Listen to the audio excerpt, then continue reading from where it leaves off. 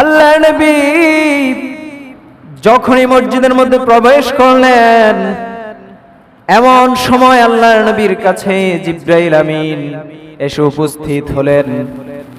আল্লাহ রাব্বুল আলামিন তার পক্ষ থেকে জিবরাইল আলাইহিস সালামকে তার হাবিবের নিকট পাঠিয়ে দিলেন। আল্লাহর নবীর কাছে জিবরাইল আমিন আসলেন। এসে নবী মুহাম্মদুর রাসূলুল্লাহ সাল্লাল্লাহু আলাইহি সাল্লামের কানে কানে তিনটা বদদুয়া করলেন এবং বদদুয়াগুলো করার পূর্বে জিবরাইল আমিন আল্লাহর নবীকে জানিয়ে দিয়েছিলেন, ওগো আল্লাহর নবী, আমি এখন যেই কথাগুলো আপনাকে বলবো, যেই বদদুয়াগুলো আপনাকে আমি জানিয়ে দিব, আল্লাহ রাব্বুল আলামিন এই বদদুয়াগুলো আমাকে দিয়ে পাঠিয়েছেন।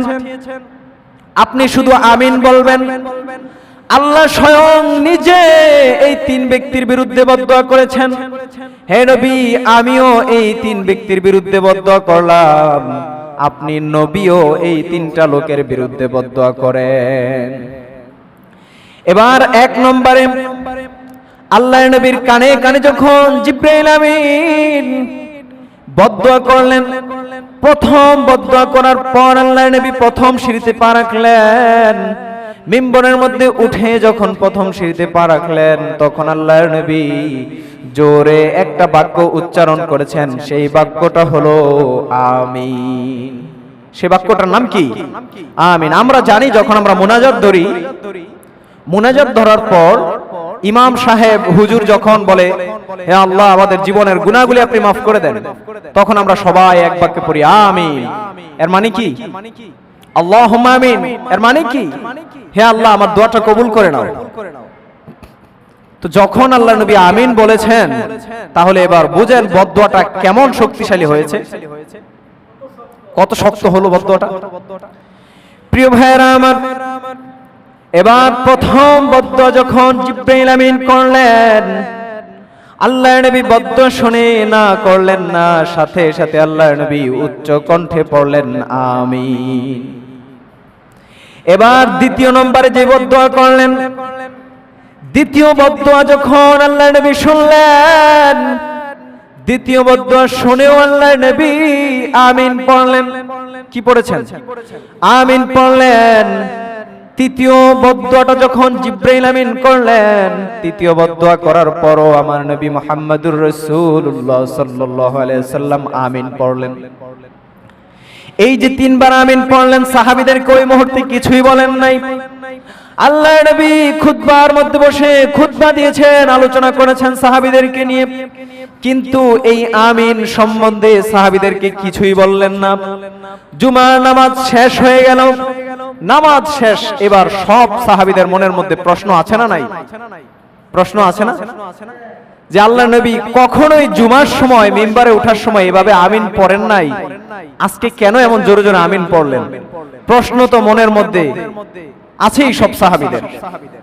এবার সব সাহাবীরা নামাজ শেষে তো অন্যদিন বাড়িতে চলে যায়, কিন্তু ওই দিন আর বাড়িতে যায় না, সবাই বসে রয়েছে।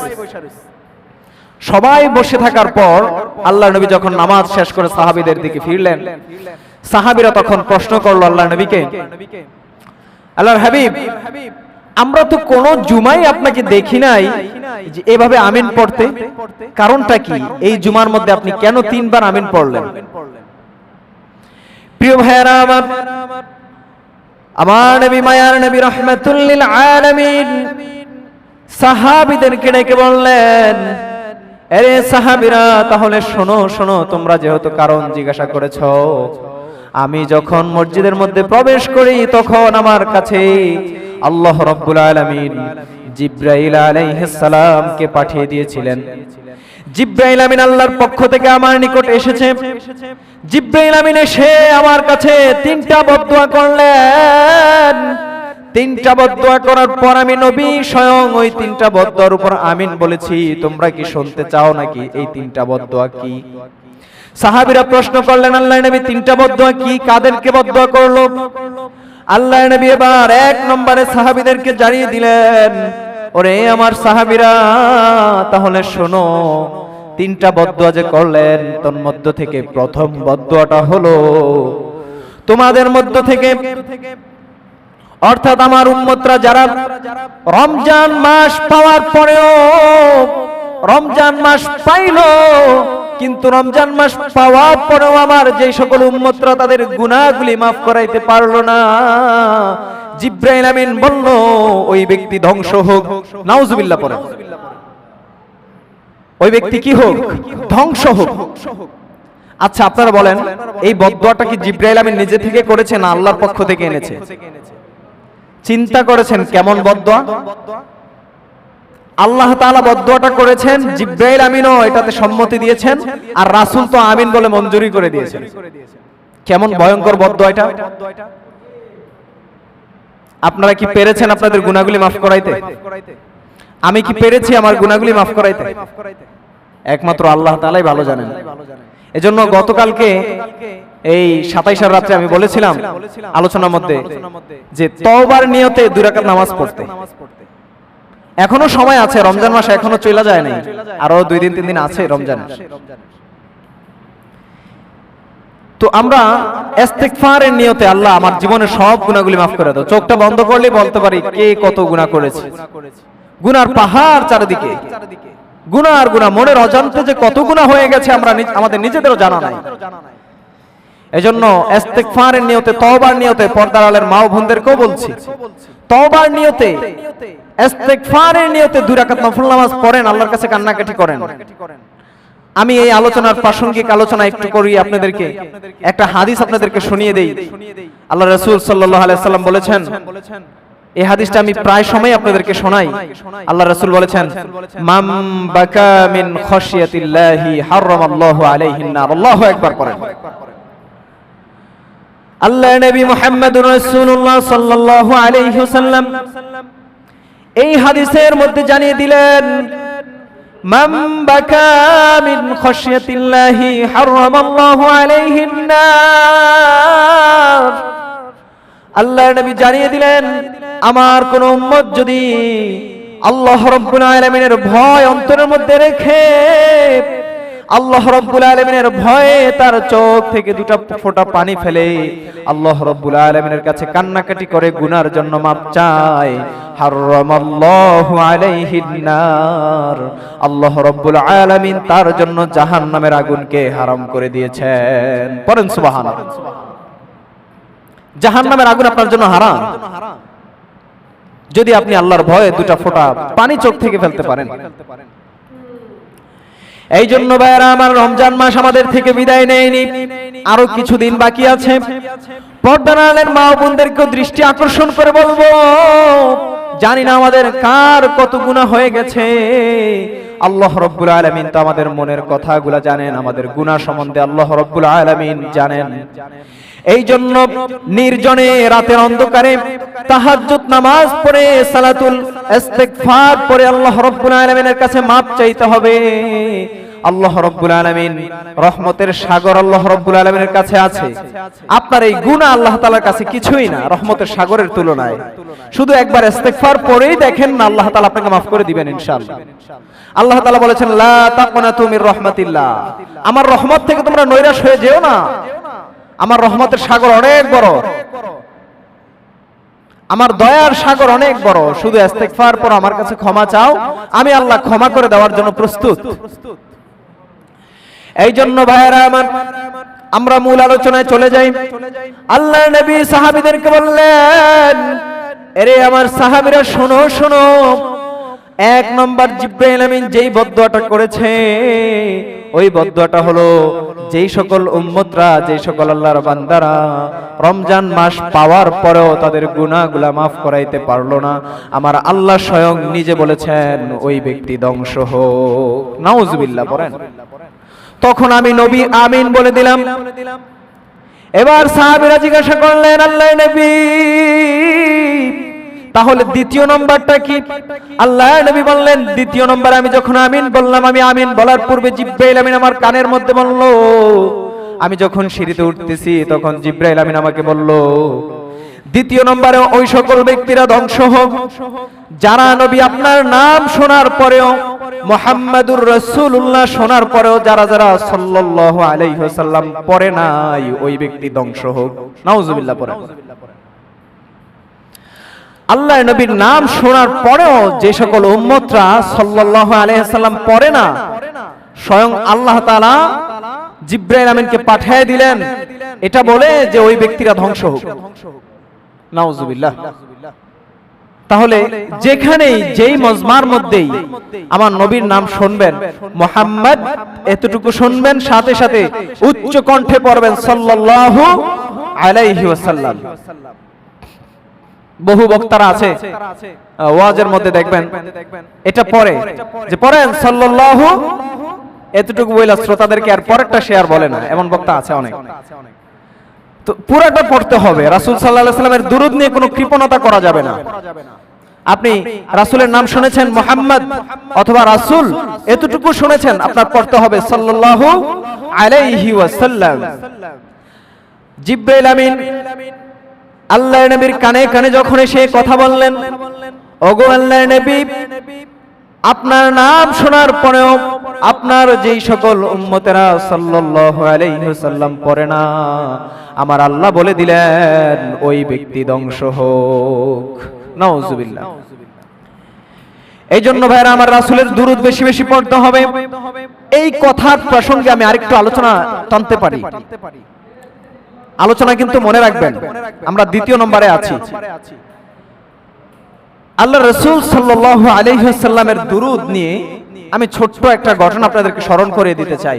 হয়তো কোন জুমায় আপনারা এই আলোচনাটা শুনেছেন আমার মুখ থেকেই। শায়েখ শিবলি রহমাতুল্লাহি আলাইহি, এই বুজুর্গের নাম আপনারা শুনেছেন? এই বুজুর্গ একবার হজ করতে গিয়েছিলেন। হজ করতে যাওয়ার পর এক যুবকের সন্ধান পেলেন। কার সন্ধান পেয়েছেন? একটা যুবকের সন্ধান পেলেন। এই যুবক এখনো বিয়ে শাদী করে নাই, একদম টাকরা যুবক। যুবককে দেখে কাবাগর তওয়াফ করতেছে আর সাল্লাল্লাহু আলাইহি ওয়াসাল্লাম আল্লাহুম্মা সাল্লি আলা মুহাম্মাদ ওয়া আলা আলি মুহাম্মাদ কামা সাল্লাইতা আলা ইব্রাহিম ওয়া আলা আলি ইব্রাহিম ইন্নাকা হামিদুম মাজিদ আল্লাহুম্মা বারিক আলা মুহাম্মাদ ওয়া আলা আলি মুহাম্মাদ কামা বারাকতা আলা ইব্রাহিম ওয়া আলা আলি ইব্রাহিম ইন্নাকা হামিদুম মাজিদ। এই দুরূদ পড়তেছে। আশ্চর্য ব্যাপার, যুবককে দেখা যাইতেছে তার গাল ভর্তি দাড়ি, আবার মাথার মধ্যে টুপি, এত সুন্দর ইয়ং একটা যুবক। সে কি কাবা শরীফের তওয়াফের দোয়া জানে না? শায়েখ শিবলি রহমাতুল্লাহি আলাইহি দেখে তো মেজাজ গরম, গেলেন যুবকের কাছে। যুবকের কাছে গিয়ে যুবককে ডাক দিলেন, এই যুবক দাঁড়াও, তুমি যে কাবাগর তওয়াফ করতেছো, কাবাগর তওয়াফ করার তো একটা দোয়া আছে, এই দোয়াটা তুমি কি পারো না? এত ছোট্ট একটা দোয়া। ওই মুহূর্তে যুবক শায়েখ শিবলি রহমাতুল্লাহি আলাইহি ডাক দিলেন, হুজুর আমি কেন কাবাগর তওয়াফের দোয়া পড়ব? কারণ কাবাগর তওয়াফের যে দোয়া রয়েছে এই দোয়া থেকে অধিক মর্যাদা সম্পূর্ণ হলো আল্লাহর নবীর দুরূদ। সুবহানাল্লাহ। এবার শায়েখ শিবলি রহমাতুল্লাহি আলাইহি বললেন, কি বলতেছো তুমি?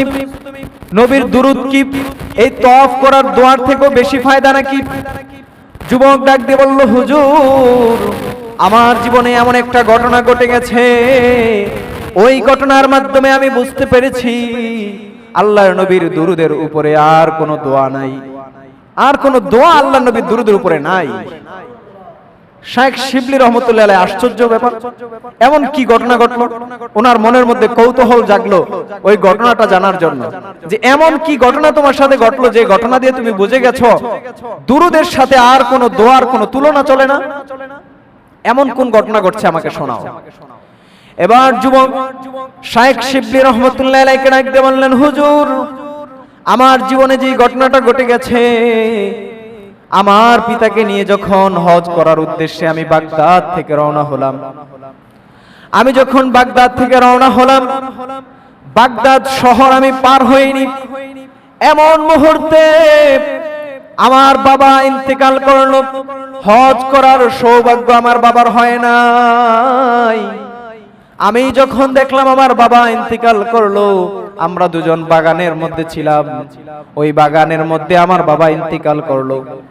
কিন্তু আশ্চর্যের ঘটনা হলো, আমার বাবার ইন্তেকালের পর সাথে সাথে আমার বাবার চেহারাটা শূকরের চেহারায় পরিণত হয়ে গেছে। নাউজুবিল্লাহ পড়া। আমার বাবার চেহারাটা শূকরের চেহারায় পরিণত হয়ে গেছে। তখন আমি কি করব? ওই জায়গার মধ্যে বসে আমার কাছে একটা কাপড়ের টুকরা ছিল, ওই কাপড়ের টুকরাটা দিয়ে আমার বাবার চেহারাটাকে আমি ঢেকে দিয়েছি। আমার বাবার চেহারাটাকে যখন আমি ডাকলাম, ডেকে আমি বসে বসে চিন্তা করতে লাগলাম। অনেক রাত্র হয়ে গেল। রাত্র হওয়ার পর যখন আমার চোখের মধ্যে ঘুম চলে আসলো আর আমি কান্না করতেছি, কান্না করতে করতে আমার চোখের মধ্যে যখন ঘুম চলে আসলো, এমন মুহূর্তে আমি ঘুমিয়েও গেলাম। ঘুমের মধ্যে দেখতে পেলাম দবদবে সাদা পরিহিত জুব্বা পরা পাগড়ি পরা একটা লোক আমার কাছে আসলো। এই লোকটা আমার কাছে এসে আমার মাথার মধ্যে হাত দিল, হাত দিয়ে বলল, যুবক উঠো।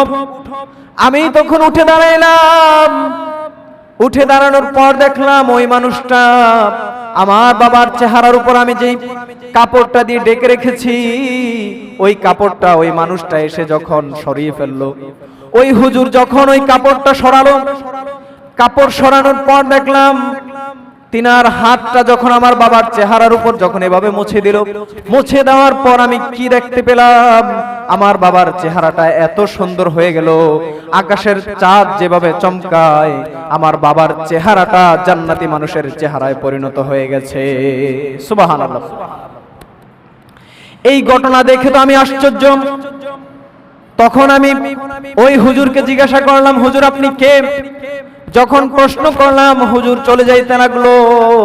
আমি তখন হুজুরের পায়ের মধ্যে যখন গিয়ে পড়লাম, পায়ের মধ্যে পড়ার পর হুজুর বলল, আমি কে তুমি জানতে চাও নাকি? আর আমি তোমার এই বিপদের মুহূর্তে কেন আসলাম এটাও জানতে চাও নাকি? যুবক ডাক দিয়ে বলল যে আমার এই বিপদের মুহূর্তে আপনি এত বড় সাহায্য আমাকে করেছেন, আশেপাশে অনেক বাড়িঘর, সব মানুষ যখন আমার কাছে আসতো, তখন আয়েশা যখন দেখতো আমার বাবার চেহারা শুকরের চেহারা হয়ে গেছে, তখন আমি কেমন অপমানিত হইতাম। আমার এই বিপদের মুহূর্তে আপনি আয়েশা আমাকে এত বড় একটা উপকার করলেন, আপনি কে? আপনার পরিচয়টা আমাকে দিয়ে যান। এবার হুজুর ডাক দিয়ে বলল, যুবক আমি কোনো সাধারণ মানুষ না, আমি হলাম শাফিউল মুজনিবিন, গুনাহগার বান্দাদের একমাত্র ভরসা স্থল, মায়ার নবী, দয়ার নবী, রাহমাতুল লিল আলামিন মুহাম্মাদুর রাসূলুল্লাহ সাল্লাল্লাহু আলাইহি ওয়াসাল্লাম। সুবহানাল্লাহ পড়েন।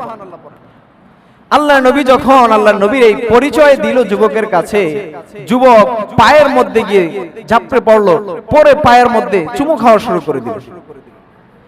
তখন বলল, আল্লাহর নবী আপনি কেন আসলেন আমার বাবার কাছে? আমার বাবা তো একটা গুনাহগার, আমার বাবা ঠিকমতো নামাজ পড়তো না, তারপর ঠিকমতো কোনো ইবাদত বন্দেগী করে নাই। এখন আমি আমার বাবাকে নিয়ে হজ করার উদ্দেশ্যে রওনা হয়েছি, যেন আল্লাহ তাআলা আমার বাবার গুনাহগুলি মাফ করে দেয়। আপনি আমার বাবার এমন কি আমল পেয়েছেন যেই আমলের কারণে আপনি আমার বাবার চেহারাটাকে জান্নাতি চেহারায় পরিণত করে দিলেন? সুবহানাল্লাহ পড়বেন না? তখন আল্লাহর নবী যুবককে ডাক দিয়ে বলেছিল, যুবক তোমার বাবার একটা আমলের কথা যা না বললেই নয়।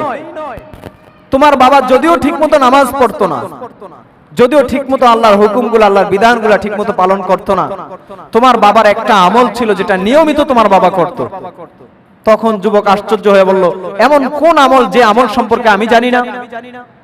তখন আল্লাহর নবী বলল, তোমার বাবা যখন দুনিয়াতে বেঁচে ছিল, এমন একদিন মিস হয় নাই তোমার বাবার যে শোয়ার সময় 300 বার আমার উপর দুরূদ পড়ে নাই। সুবহানাল্লাহ পড়ে।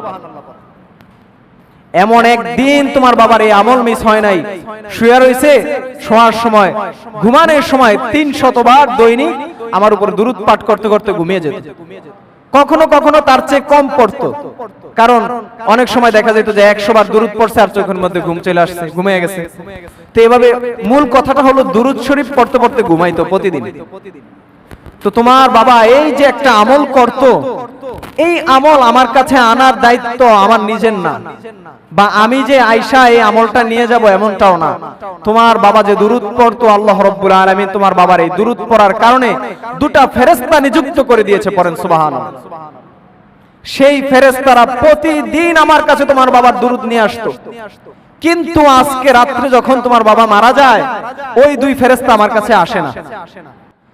তখন আল্লাহর নবী বলল যে 2টা ফেরেশতা আল্লাহ রাব্বুল আলামিন নিযুক্ত করে দিয়েছে তোমার বাবার দুরূদ আমার কাছে আনার জন্য। ওই 2 ফেরেশতা গত রাত্রে আসে নাই আমার কাছে। আমি তখন জিজ্ঞাসা করেছিলাম এই দুই ফেরেশতা কেন আসে না।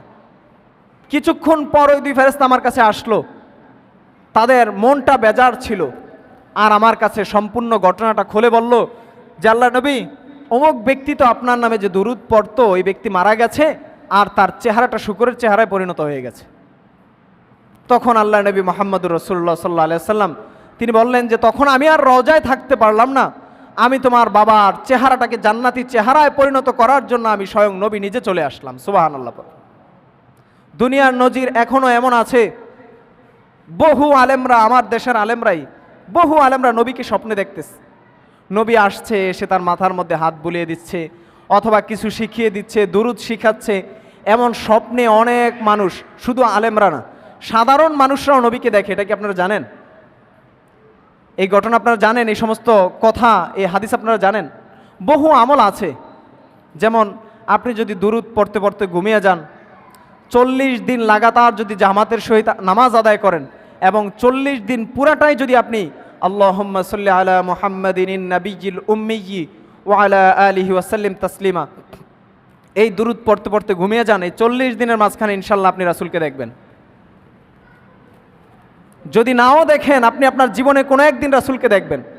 আর দেখে সাহাবীরা যেই মর্যাদা কামিয়েছে, রাসূলকে দেখে সাহাবীরা যেভাবে সাহাবী হয়ে গেছে, তাদের যেভাবে গুনাহগুলো মাফ হয়ে গেছে রাসূলকে দেখে, আপনিও যখন আল্লাহর নবীকে দেখবেন আপনার জীবনের গুনাহগুলো আল্লাহ মাফ করে দিবে। তো ওই ব্যক্তির এই ঘটনা শুনে যুবক আশ্চর্য হয়ে গেল। তখন আল্লাহর নবী চলে গেল।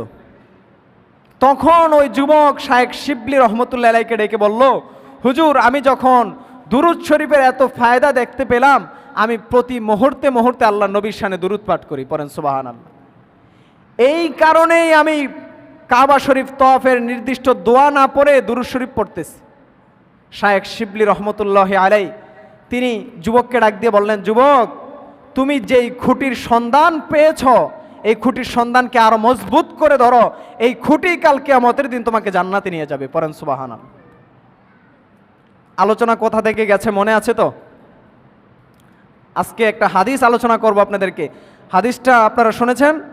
প্রথম আল্লাহ রাসূল সিঁড়িতে উঠে আমিন বলেছিলেন, এই জন্য জিব্রাইল আমিন আল্লাহ রাসূলের কানে কানে বলেছেন, আল্লাহর নবী, ওই ব্যক্তি ধ্বংস হোক যে রমজান মাস পাওয়ার পরও তার জীবনের গুনাহগুলো মাফ করাইতে পারে নাই। একটু আগে আমি আলোচনাটা করেছি। দ্বিতীয় নম্বরে, ওই ব্যক্তি ধ্বংস হোক, আপনি আমিন বলেন, যে তার জীবনে রাসূল সাল্লাল্লাহু আলাইহি ওয়াসাল্লামের নাম শুনেছে, নাম শোনার পরেও সাল্লাল্লাহু আলাইহি ওয়াসাল্লাম এই দুরূদটা পড়ে নাই, ওই ব্যক্তি ধ্বংস হোক। নাউজুবিল্লাহ বলবেন না? এটা হলো দ্বিতীয় কারণ। সম্মানিত ভাইয়েরা আমার, এবার আল্লাহর নবীর কাছে যখন জিব্রাইল আমিন আসলেন, এসে যখন জুমার দিন বললেন, আল্লাহর নবী, যারা যারা আপনার নাম শোনার পরে সাল্লাল্লাহু আলাইহি ওয়াসাল্লাম পড়ে না, ওই উম্মত ধ্বংস হোক, ওই বান্দা ধ্বংস হোক, ওই ব্যক্তি ধ্বংস হোক। আল্লাহর নবী সাথে সাথে জোরে পড়লেন আমিন। এবার জুমার পর সাহাবীরা সবাই মিলে রাসূল সাল্লাল্লাহু আলাইহি ওয়াসাল্লামকে জিজ্ঞাসা করলেন, আল্লাহর নবী, আপনি তো 3 বার আমিন পড়লেন, তৃতীয় নম্বর যে আমিন পড়লেন, কেন আমিন পড়লেন? এই যে সিঁড়িতে ওঠার সময় কিন্তু 3 বার আমিন পড়েছেন। 1 নম্বর আপনারা শুনেছেন, রমজান মাস পাওয়ার পরও যারা তার জীবনের গুনাহ মাফ করাইতে পারে না, ওই ব্যক্তি ধ্বংস হোক। দ্বিতীয় নম্বর শুনেছেন, যারা নবীর শানে দুরূদ, রাসূলের নাম শুনলো, মুহাম্মদ এতটুকু শুনলো কিন্তু সাল্লাল্লাহু আলাইহি ওয়াসাল্লাম পড়ে নাই, ওই ব্যক্তি ধ্বংস হোক। রাসূল সাল্লাল্লাহু আলাইহি ওয়াসাল্লাম আমিন বললেন। এবার সাহাবীরা প্রশ্ন করলেন, আল্লাহর নবী, 3 নম্বরে যে আপনি আমিন পড়লেন, কেন পড়লেন?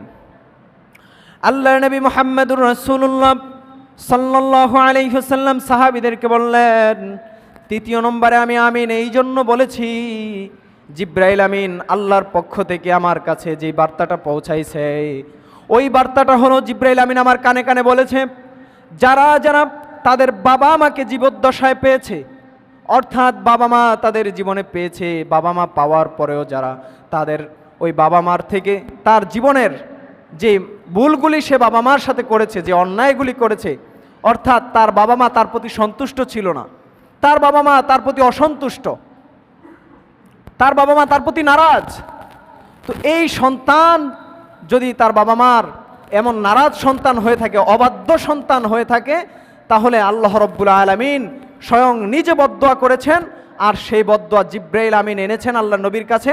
আল্লাহ নবী আমিন বলে সেই বদদোয়া মঞ্জুর করে দিয়েছেন। অর্থাৎ যারা পিতামাতার অবাধ্য সন্তান তারা ধ্বংস হোক, ওই ব্যক্তি ধ্বংস হোক।